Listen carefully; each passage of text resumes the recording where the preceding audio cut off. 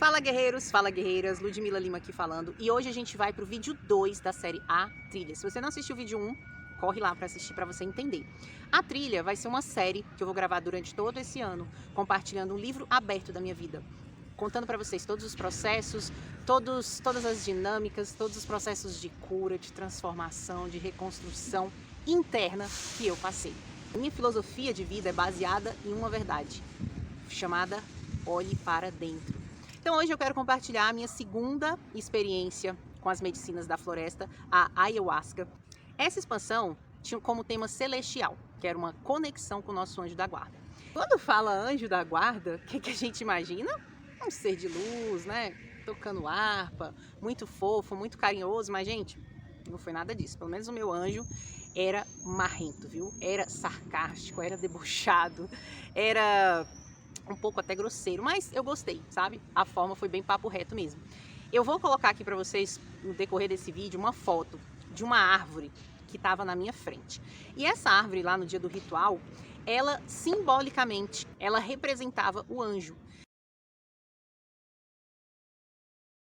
Então, quando eu olhava para a árvore, é como se ela estivesse conversando comigo. Mas como eu sempre falo, gente, parece papo de doido, mas não é. Na hora do ritual, quando a força chega em você, tudo passa a ser simbólico. Você de repente vai olhar, sei lá, para uma caixa de sapato e aquilo vai conversar com o seu inconsciente, porque aquela caixa vai ter um significado que tem dentro de você, do seu inconsciente. De repente sai da caixa, não sei.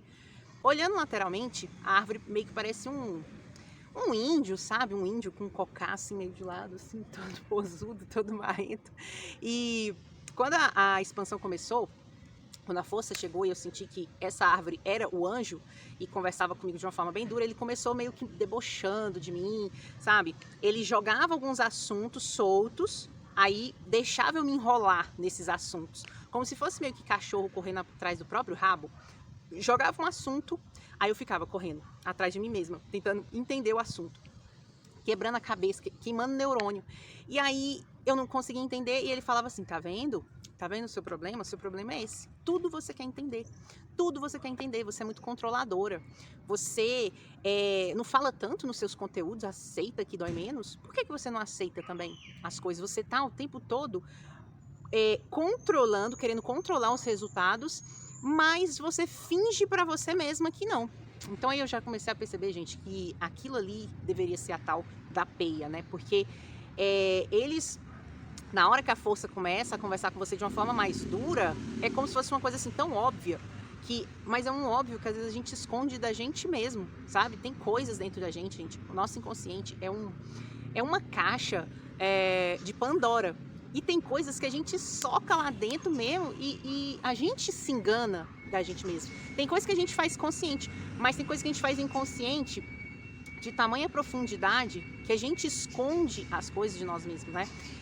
Tipo, a gente fica se fazendo de bonzinho, de santinho, quando que muitas das vezes a gente não é aquele ser de luz todo, né? E eles iam me mostrando, assim, dando exemplos, que eu era controladora, que eu queria, que o meu papel no jogo da vida é me movimentar no tabuleiro, não é querer entender a estratégia, não é querer entender o jogo, e muitas das vezes a gente nem mexe a peça, mas está ali, viajando, querendo entender, aí se paralisa, não vai, não mexe para frente, não mexe para lado, não mexe para o outro, mas está ali, tentando entender. E aí eles colocaram isso muito claro para mim. Foca no jogo, foca em se movimentar, foca em movimentar as peças, para de querer entender a estratégia, para de querer entender tudo, porque quem tá jogando por trás somos nós. Parar, sabe, de querer controlar os resultados, viver, buscar sabedoria, mas se desapegar um pouco do entendimento, no sentido de querer entender tudo, porque esse entendimento que a gente busca com o ego, na verdade, é uma tentativa de controle, né? Quando é o entendimento que vem da alma, essa sabedoria inata que a gente tem, é como se esse entendimento ele já viesse meio que em forma de download, entende a diferença? Do que esse pseudo-entendimento, que é eu ficar buscando. Em muitos momentos também foi reforçado comigo o buscar primeiro o reino de Deus e tudo mais será acrescentado. E em cima disso tem muito controle também, né? A gente muitas das vezes está nessa busca espiritual de si mesmo, essa conexão com algo maior, mas inconscientemente, muitas das vezes a gente está esperando algo em troca, sabe? A gente tá, tipo, dando, querendo receber, né? Tipo, vou confiar, vou confiar, mas e cadê a contrapartida? Eu pude perceber isso muito lá, né? Sem perceber, no íntimo a gente é muito manipulador. Eu sou, né? Eu gosto de tratar hoje todos os meus dragões internos, as minhas fraquezas, as minhas antivirtudes com muita honestidade. Porque eu vejo quanto mais honesta eu sou com o que eu me saboto, porque no fim das contas, gente, nosso pior inimigo é só a gente mesmo, né? Só que muitas das vezes a gente mascara, né? A gente coloca uma carapuça lá de santo e busca o quê? O culpado lá fora. Sendo que na maioria das vezes não, 101%, se tiver esse número, é 101% das vezes, nós somos o nosso pior inimigo. E nessa expansão eu senti muito forte a presença do espírito guerreiro. É porque tantas vezes eu tento explicar isso para as pessoas, mas é tão difícil explicar o que é se sentir um guerreiro, porque a gente ainda tem muita ideia do guerreiro, aquela ideia estereotipada de uma pessoa que vai para a guerra, para a luta da vida todo dia, batalha, acorda cedo e traz o pão de cada dia. Não é essa a ideia do guerreiro. O guerreiro, ele é uma força, ele é uma ideia arquetípica. E essa força do guerreiro, ela é presente em todos nós. Só que foi passando, né, os anos, foram passando os séculos, essa essência do guerreiro, as virtudes que vêm no pacote guerreiro foram sendo deixadas para trás, né? Como a coragem, a honra, a abnegação, o serviço. E internamente eu sempre me senti muito conectada com essa força do guerreiro, mas eu não entendia direito. À medida que foi passando, né, nesse meu processo de autoconhecimento, que eu venho passando todos esses anos, cada vivência que eu ia experimentando, ia me dando essa certeza de que em muitas vidas eu fui um guerreiro, uma guerreira, né? Guerreira, na verdade, eu só tive certeza nessa expansão. Eu me conectei muito com a força das Amazonas. Ficou claro para mim naquele momento que eu já fui, em alguma vida eu fui uma Amazonas. E essa foi a primeira vez que eu me conectei com essa força do guerreiro como sendo uma mulher. Eu sempre me conectei, tive a certeza que em muitas vidas eu fui guerreiro, eu sempre estive na guerra, eu sempre estive na batalha. Eu já tive muitos sonhos, assim, de me ver levando facada, dando facada. Então tudo isso, gente, quando a gente tem a gente vai indo cada vez mais fundo, é como se fosse rompendo níveis da nossa mediunidade, porque todo mundo tem mediunidade. O problema é que ela tá ali, tipo, lacrada, né? À medida que a gente quer, véus vão se rasgando, lacres vão se abrindo e a gente vai começando a ter percepções, visões, visualizações, sentimentos, emoções de outras vidas. E nessa expansão eu tive essa certeza que em muitas das vidas eu fui um guerreiro. Eu tenho essa força dentro de mim, assim, eu não sei, não dá pra explicar, eu acho que só quando a gente sente, sabe? Porque quem vê de fora, às vezes pensa, isso é loucura, nossa, que viagem, nossa, nada a ver. Mas essa força eu sempre senti dentro de mim. Apesar de ser mulher, eu sou feminina e tudo, mas o meu lado yang, o meu lado masculino, a minha força masculina interna, gente, é muito grande. De força, de coragem, de antifragilidade, né? Então, todos esses anos, o que eu venho equilibrando em mim é justamente a minha força feminina, a minha força yin, a minha força de introspecção, de sabedoria, de autoanálise, de autoobservação, porque se deixar, eu trabalho só na força yang. Então eu pude nessa expansão entender muito dessa minha origem e ter essa certeza, né, de em muitas vidas, de fato, ter sido um grande sim, porque não um grande guerreiro, né? Eu acho que se eu trago ainda essa força muito grande para mim, comigo, é porque nessa vida eu tenho um grande papel como guerreiro, mas como eu sempre falo, gente, o guerreiro é interno, é vencer a si mesmo, é desbravar a si mesmo. Não é a ideia de guerreiro da vida, ou vou sair, vou lutar com espada pelo mundo, não tem nada a ver. É uma guerra totalmente interna. E essa é a guerra mais difícil da gente vencer, né? Essa guerra da nossa luz, da nossa sombra, das nossas virtudes com as nossas não virtudes. Tem que ter coragem, sabe? E à medida que a gente vai trabalhando isso dentro da gente, reconstruindo esse nosso ser, a gente vai sentindo um chamado para o serviço. Isso é natural. O guerreiro vai sentindo, é como se fosse assim, cara, hoje eu sinto tudo isso, eu consegui mudar tanta coisa dentro de mim, eu quero que outras pessoas sintam isso. Você não consegue ter um pensamento de, tô de boa na lagoa, mudei minha vida, tô melhorando, tô crescendo, massa, vou usar isso para me destacar. Não tem como. Se você tem um espírito, a força do guerreiro dentro de você, à medida que você vai se curando, você vai entendendo o seu lugar no mundo. você vai entendendo para que você é chamado. Ia vindo flashes assim para mim do filme Rei Leão. Para quem não sabe, o filme Rei Leão é meu filme preferido da minha vida. Eu sempre me conectei muito com aquela ideia do ciclo da vida, com o nosso lugar no ciclo da vida, que em algum momento a gente é chamado para assumir de volta o nosso reinado, o nosso próprio reinado, a nossa realeza, né?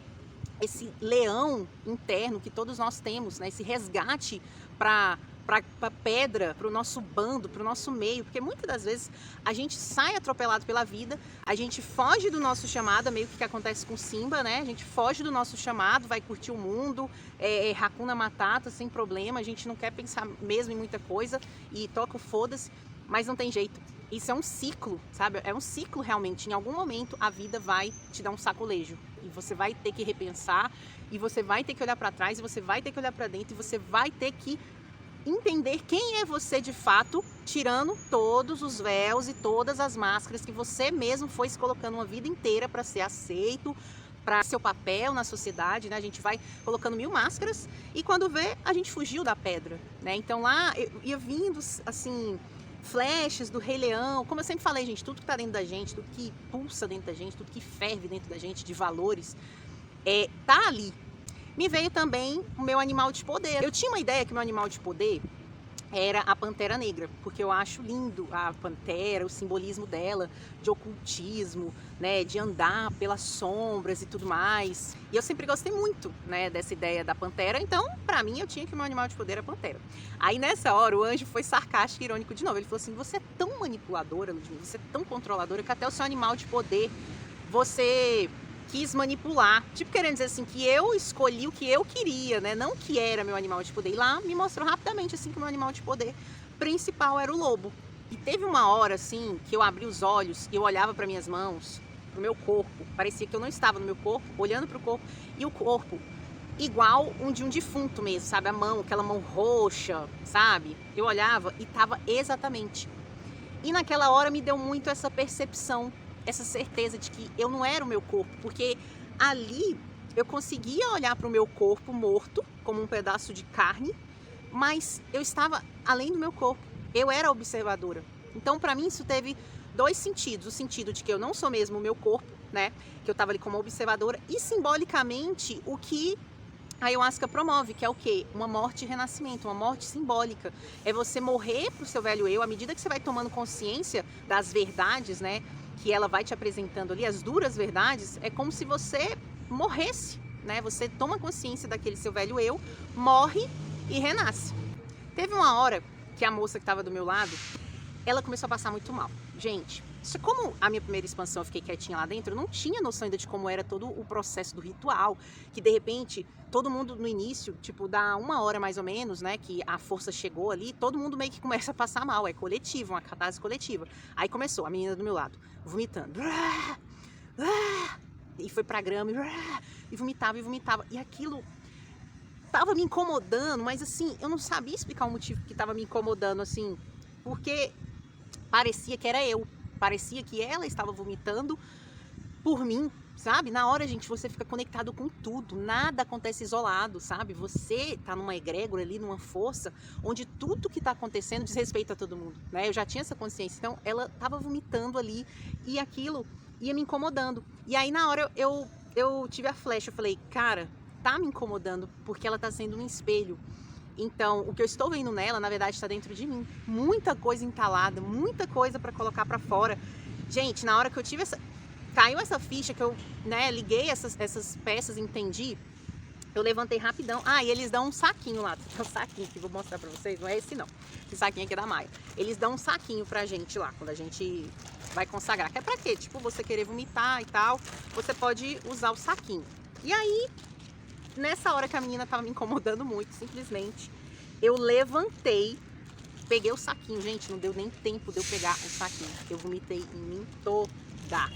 Eu vomitei em mim toda. E tipo assim, eu tava com a coberta no colo. Eu tava sentada nessa hora. Eu vomitei em mim toda. E foi um sentimento, assim, tão ruim nessa hora, porque eu nunca tinha vomitado. Eu tava com a minha coberta no colo, travesseiro, colchonete. Gente, eu vomitei em mim toda. E eu fiquei sem reação na hora, mas na hora eu senti que aquele vômito era eu colocando meu controle pra fora, sabe? o meu jeito de manipular a mim mesma, sabe? As coisas, a vida, o controle que ele tanto bateu na minha cara falando que eu tinha, eu botei o controle pra fora. Só que eu não sabia que era uma coisa assim tão imediata, que a gente pensava, eu quero abrir mão disso, aí vem a catarse, né? Física. Ou por baixo, ou por cima, enfim, veio por cima. Só que na hora, gente, simplesmente brotou, assim, umas 5 pessoas. E todo mundo começou a me limpar. Começou a limpar o vômito em mim. E, sabe, quando eu lembro disso, eu fico até arrepiada, porque, gente, eu senti tanta humanidade naquilo, naquele gesto. Lá, a egrégora, a equipe, todo mundo tá ali servindo, sabe? Com tanto amor, com tanto carinho. Eu sei que em muitos, sei lá, acho que dentro de 1 minuto, eles me limparam, que nem eu sei explicar. Eles me limparam minha coberta, me deixaram 0 em folha para eu continuar o meu processo. Porque, imagina, você todo vomitado, como é que você continua, né? Eu acho que até meio que passa. Foi muito rápido, mas na hora vem aquela vergonha, meio que uma honra ferida, né? Você se sente meio humilhado de estar vomitado, mas ao mesmo tempo aquilo faz parte do jogo, entende? Todo esse mix de sentimentos é lapidando o seu ego. É lapidando esse nosso nariz empinado, sabe? E na hora isso aconteceu comigo, foi lindo porque eu senti essa humanidade ali das pessoas. E não era só, eu lembro que não foram só pessoas da equipe de trabalho que me limparam, não. A moça que estava do meu lado me limpou. E aí na hora eu já fiquei pensando assim, falei, gente, será que eu limparia o vômito de alguém assim que eu não conheço, né? E aí nessa hora eu tava tendo uns processos, já tava começando a entender um pouco mais. Ele já tinha parado de me chacotar, né? De ficar de gracinha com a minha cara. Jogava assunto pra mim, aí deixava eu me enrolar. Gente, juro, o foco dessa expansão foi jogar na minha cara que eu tinha parado de querer controlar as coisas, tá? Aí, na hora, eu comecei a entender algumas questões minhas pessoais, que eu queria saber o porquê, né? Tipo assim, eu sempre fui uma pessoa muito preguiçosa. Muito, mas eu sempre soube, ao mesmo tempo da minha preguiça, é aquela pessoa assim, eu até brinco que até os 30 anos, todo mundo fala que a vida inteira a gente dorme 1/3 da vida, né? Eu acho que até os 30 anos eu dormi 2/3 da vida. Sempre tive muito sono, um sono preguiça, assim, e tal. E mesmo sendo uma pessoa realizadora, o meu grande dragão era a preguiça. Só que eu sentia, no fundo, eu sentia que a minha preguiça não era uma preguiça, tipo, cara, eu sou preguiçosa à toa, sabe? Tinha algo mais profundo, sabe? Eu sempre lutei com essa preguiça para querer entender a razão dessa preguiça. E lá, nessa expansão, eu comecei a ter clareza. Por isso que eu falo, gente, ninguém tem um defeito à toa. Ninguém usa droga à toa, ninguém é preguiçoso à toa, ninguém procrastina à toa. A gente tem um dedinho tão bonitinho, né, pra apontar os outros. Nossa, olha lá, fulano faz, ciclano faz. Nossa, fulano é preguiçoso, né? Nossa, fulano é assim. Só que, ó, quando a gente coloca um dedo aqui, tem 2 que apontam pra gente, né? Então, tudo muito que a gente julga no outro é uma projeção do que a gente não venceu na gente mesmo, né? E lá eu pude perceber que a minha preguiça tinha uma origem, né? Eles foram me explicando por A mais B que todos nós, quando a gente nasce, a gente tem um trauma. O nosso primeiro trauma é se separar da nossa mãe, né? Na hora ali do útero, é a gente ser meio que tirado dali, por isso que a gente já nasce chorando. E isso é um trauma que todo mundo tem, de certo modo. É o trauma da ruptura com o útero. Todos nós temos. É aquela saudade de um lugar comum. É uma saudade de um lugar quentinho, de um lugar acolhedor, de um lugar que tá tudo bem. A gente passou ali 9 meses ali, né, nesse lugar, nesse casulinho, nesse quentinho. Por mais que às vezes a mãe da gente pode ter tido uma gestação não tão positiva, mas ali é um cantinho, entende? O útero é esse cantinho. E quando a gente nasce, de certo modo, a gente é tirado de uma forma às vezes meio abrupta, acho que é essa palavra. E isso fica uma marca, né? Isso fica como uma memória, como um microtrauma que a gente tem. E eu pude perceber lá que a minha preguiça sempre foi muito relacionada a isso, a dormir. E eu lembro que eu sempre durmo.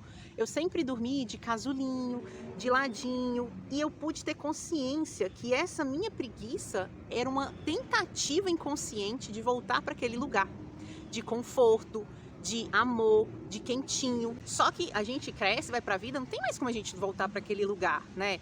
Então às vezes fica essa marca na gente, sabe? E na hora a força falou assim comigo: levanta Para você romper, você já sabe como é que a gente rompe, como a gente rompe algo dentro do inconsciente. É com um forte impacto emocional, é com uma atitude ritualística, porque aí eu vou mostrar para o meu inconsciente que está sendo quebrado, né? Está sendo rompido.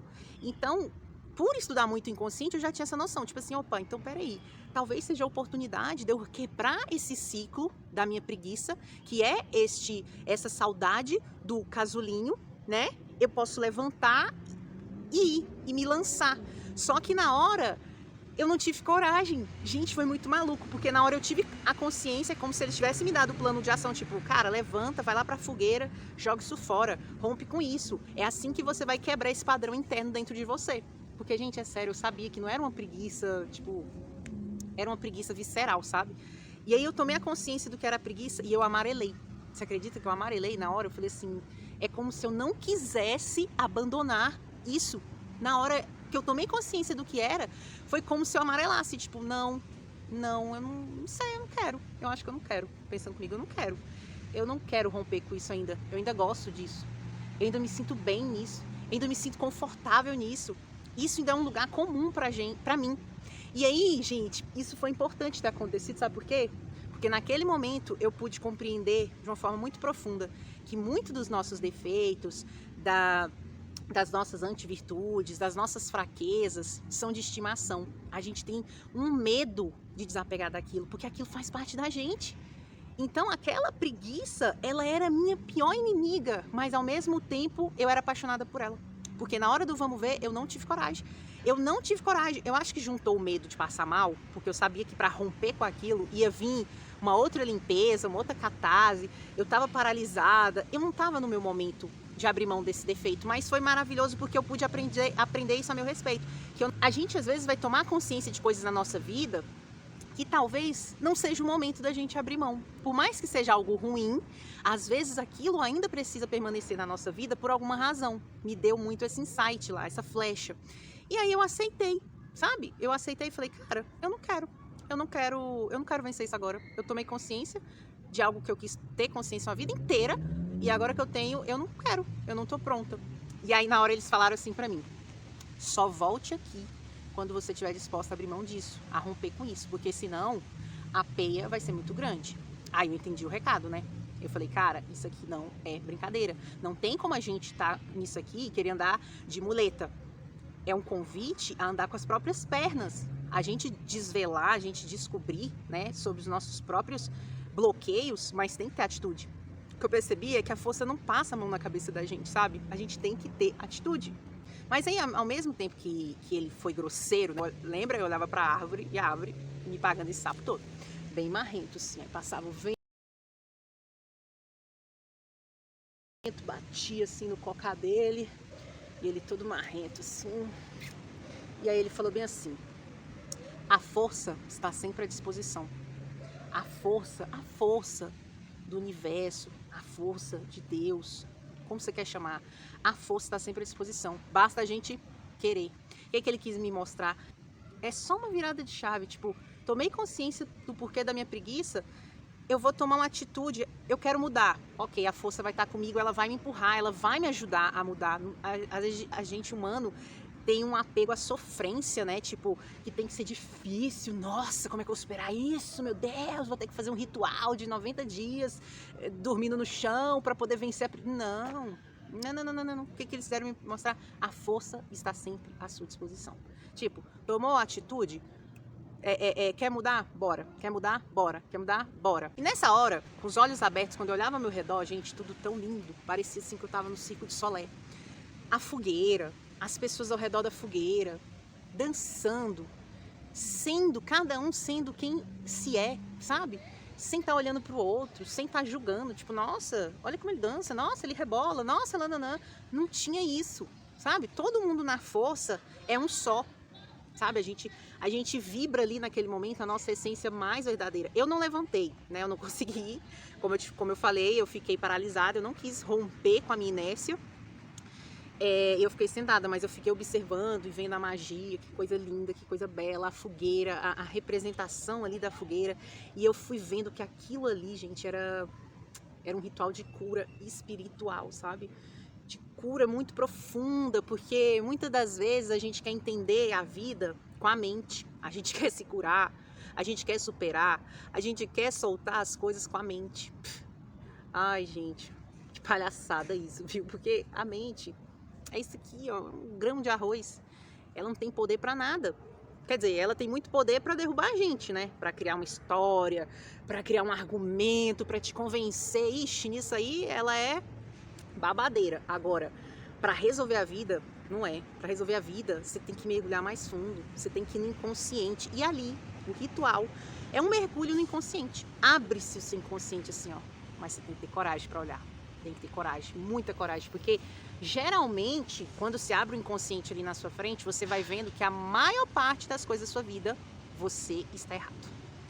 Você que errou, você que entendeu errado, você poderia ter interpretado de outra forma, você interpretou com o seu ego, é tipo, só eu que tô certo. Então, nem todo mundo tá pronto para tomar um choque de humildade, um choque de anti-achismo, né, de anti-ego. Tomar essas pílulas não é tão simples. E eu sentia que o meu ego, na hora que ele ia jogando essas coisas na minha cara, do controle, de que não soltava, o meu ego meio que não queria morrer, sabe? Ele parava de pensar um pouco, assim, aí já começava de novo, tipo, querendo controlar tudo, querendo pensar em tudo.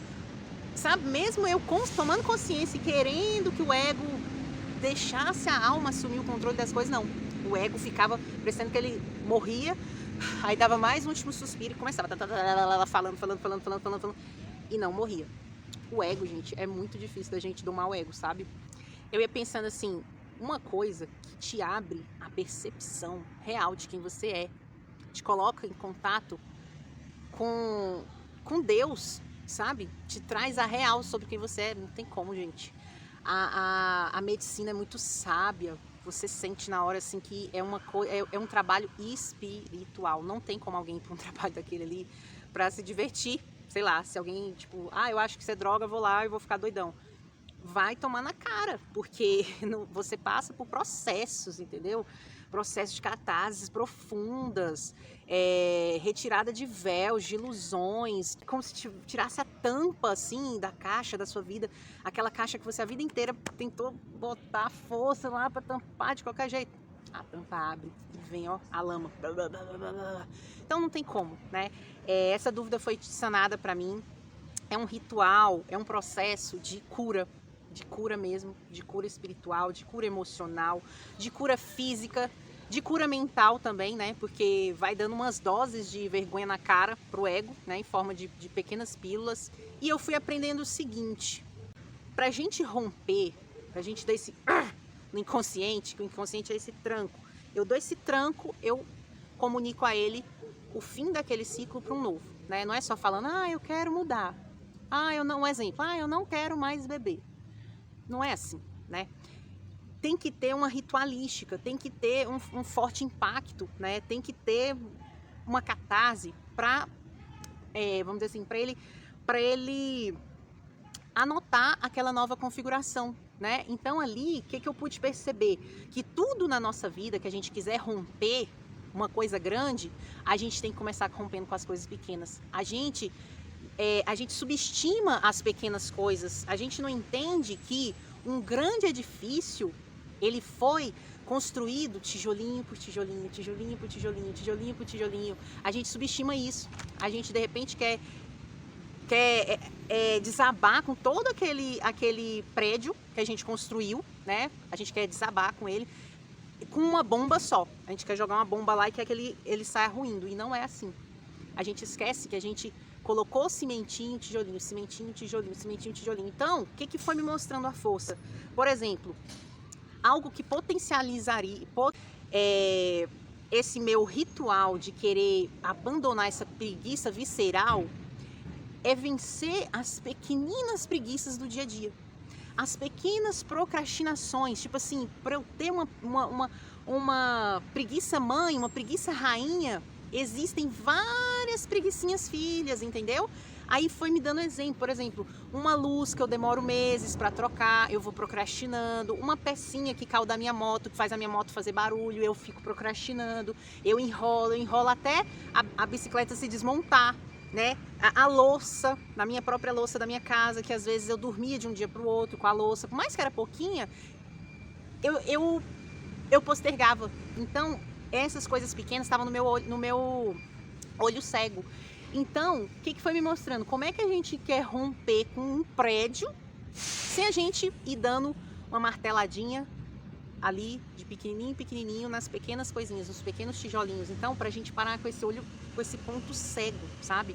Que a gente precisa, vencendo. Com certeza você tem um dragãozão aí, será um grande problema. Você tem esse edifício, mas você só vai ruir com ele quando você for ruindo com as coisinhas pequeninas do dia a dia. Porque são essas que dão a sustentação pro grandão. E por fim, eu me peguei assim, percebendo o seguinte, que eu ainda tinha muito medo, sabe, do julgamento das pessoas, uma coisa que eu tinha pavor, que eu falava às vezes muito nos meus conteúdos na época do Tiro, Porrada e Bomba, o programa ano passado, eu sempre ficava frisando assim, eu tipo ia dar um exemplo de alguma coisa, eu falava assim, olha gente, não quero parecer mística não, o que eu tô falando é isso, isso aqui eu falar sobre energia, eu falava, olha, a energia que eu tô querendo dizer é isso aqui, tá, não é uma coisa mística não, e eu fui percebendo assim, gente, por que eu fico querendo me justificar tanto em parecer não mística? Tipo, e se as pessoas acharem que eu sou e foda-se? Eu sempre fui uma pessoa que toquei o foda-se. Eu sempre fui uma pessoa que não liguei, mas eu comecei a perceber que tem coisas sim que eu me importo, tem coisas sim que eu ligo, né? Sem perceber, eu estava sendo preconceituosa comigo mesma, dando satisfação pra mim, porque o que a gente é, o que a gente se torna, né? Volta a ser esse ser autêntico, original, natural que a gente é, de alguma forma sempre vai trazer um julgamento do outro. Cada um vai enxergar com a própria lente, né? Tipo assim, ih, enlouqueceu, ih, tá lunática, ixi, tá doida, ixi, tá falando coisa com coisa, ixi, tá mística, ixi, ficou espírita, né? Espiritualidade, tem gente que acha que espiritualidade é você incorporar espírito. Gente, é tanto preconceito, é tanta coisa que a gente vai colocando essas lentes, sabe? E julgando com as lentes, julgando com as lentes. E lá, no final, eu pude perceber que muitas vezes eu mesmo me julgo. Eu mesma me julgo. Ó a loucura, eu mesma me julgo.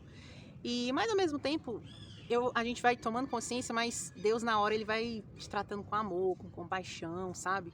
É como se ele falasse assim, filha, a tomada de consciência é só uma parte do processo. É para você mudar. É para você romper, não é para você ficar presa na culpa, não é para você ficar se mutilando, não é para você ficar, poxa, agora eu fiz isso, né? Não, tomou consciência, muda, próximo, sabe? Para finalizar foi isso, no final eles me deram uma amedrontada, assim, tipo, não volte aqui, até você ter tomado uma decisão de abandonar este lugar, de abandonar este casulo psicológico, sabe? Essa memória tão forte dentro de mim, aquele lugar.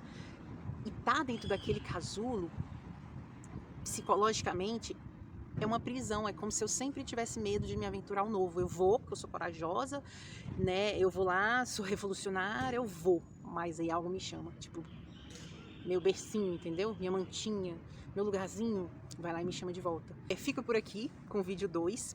Espero que vocês estejam gostando. Espero que de alguma forma vocês consigam se identificar com alguma coisa, né? Já possam ir trabalhando em vocês mesmos. Não sei se quem está assistindo aqui pretende ir a um ritual ou já participou, mas começa pela autoobservação, sabe? Vai se auto-observando, vai anotando suas percepções.